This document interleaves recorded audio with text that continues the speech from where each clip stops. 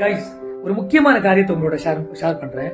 அநேக நேரத்தில் நம்முடைய கிறிஸ்தவ வாழ்க்கை, நம்முடைய ஜெபம், நம்முடைய ஆராதனை, நம்முடைய வேத வாசிப்பு எல்லாம் எதை அடிப்படையாக கொண்டிருக்கு அப்படின்னா நம்முடைய ஃபீலிங்ஸ், அதாவது நம்முடைய உணர்வின் அடிப்படையில் தான் நம்ம இதெல்லாம் பண்றோம். நம்முடைய உணர்வின் அடிப்படையில நம்ம ஜெபிக்கிறோம், வேத வாசிக்கிறோம், எல்லாமே பண்றோம். ஃபார் எக்ஸாம்பிள், ஜெபிக்க போயிருந்துட்டு இன்னைக்கு ஜோம் பண்ணும் போலே தோணல அப்படின்னு சொல்லிட்டு அதை ஸ்கிப் பண்ணிடுவோம். வேதம் வாசிக்க பைபிள் எடுத்து கையில வச்சுட்டு இன்னைக்கு பைபிள் வாசிக்க தோணல, ரொம்ப போரிங்கா இருக்குன்னு சொல்லி அதையும் ஸ்கிப் பண்ணிடுவோம். ஆராதனைக்கு சபைக்கு போயிருப்போம், சபையில வொர்ஷிப் நடக்கிற டைம் இன்னைக்கு ஆராதிக்கணும் போலே தோணல, ஒரே ஒரு மாதிரியா மூட் அவுட் ஆயிருக்கு அப்படின்னு சொல்லிட்டு நம்முடைய எமோஷன்ஸ், நம்முடைய ஃபீலிங்ஸ் அடிப்படையிலேயே நம்ம அநேக காரியத்தை பண்ணிட்டு இருக்கோம். ஆனா வேதம் நமக்கு என்ன சொல்லுது அப்படின்னா, நம்ம எதை அடிப்படையாக கொண்டு நம்ம கிறிஸ்தவ வாழ்க்கை வாழணும் அப்படின்னா 2 கொரிந்தியர் 5:6 இப்படி எழுதி இருக்கு, நாம் தரிசித்து நடவாமல் விசுவாசித்து நடக்கிறோம் அப்படின்னு. அப்போ விசுவாசம் தான் நமக்கு ரொம்ப உறுதியான ஒரு விஷயமா இருக்கணும். விசுவாசத்தை அடிப்படையாக கொண்டுதான் நம்ம கிறிஸ்தவ வாழ்க்கையை வாழணும். ஏன் அப்படின்னா எபிரேயர் 11:6 இப்படி எழுதி இருக்கு, விசுவாசம் இல்லாமல் தேவனுக்கு பிரியமா இருப்பது கூடாத காரியம்.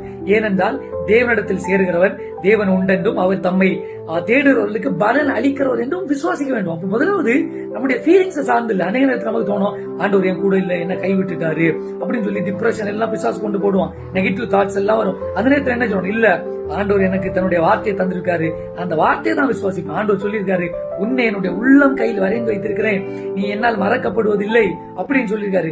தாய் உன்னை மறந்தாலும் நான் உன்னை மறப்பதில்லை அப்படின்னு சொல்லியிருக்காரு.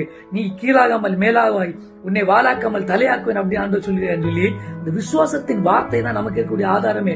நம்முடைய ஃபீலிங்ஸ் நம்ம சார்ந்திராமல் தேவனுடைய வார்த்தை நம்ம விசுவாசிக்கும் பொழுது, நீங்க ஆராதிக்கும் போது என்ன பண்ணுவீங்க, ஆண்டவர் சொல்லியிருக்காரு, எங்கே 2 or 3 பேர் என் நாமத்தினால் கூடுகிறீர்களோ அங்கே நான் உங்கள் மத்தியில் வாசம் பண்ணுவேன் அப்படின்னு சொல்லியிருக்காருல்ல. அப்போ ஆண்டவரே அந்த சமூகத்துல வந்து உண்மை நோக்கி கூப்பிடும் பொழுது கண்டிப்பா நீ என்னுடைய சத்தத்தை கேட்பீர் அப்படிங்கிற விசுவாசத்தோட ஜெபிக்கணும். ஒரு இடத்துல நீங்க ஆராதிக்கிறீங்க, ஜெபிக்கிறீங்க அப்படின்னா உடனே அதுக்குரிய வார்த்தை எடுக்கணும். ஆண்டவர் சொல்லியிருக்காரு, நாமத்தை பிரஸ்தாபப்படுத்தும் எந்த ஸ்தானத்தில் வந்து நான் உங்களை ஆஸ்வதிப்பேன்னு சொல்லியிருக்காருல்ல.